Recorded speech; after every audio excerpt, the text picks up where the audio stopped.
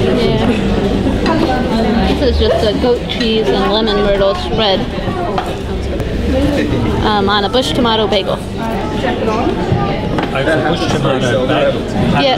How do you do that? I'll give you the recipe because it's a complicated explanation.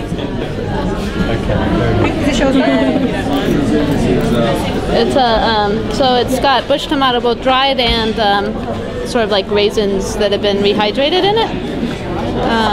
So ground up as well as like whole.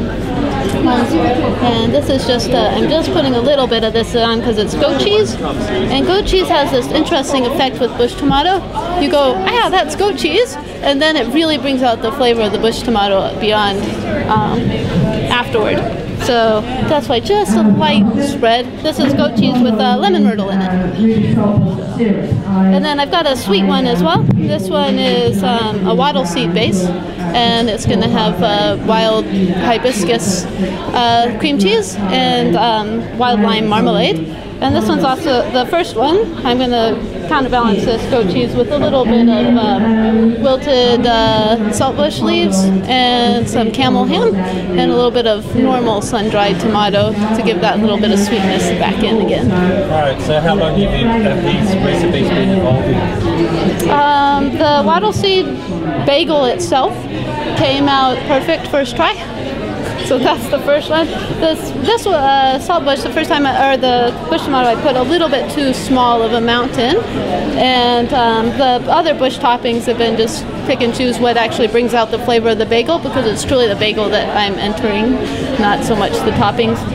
But I tried to get stuff that's easily available. You can just go to the shop and buy and use that and just bring it up.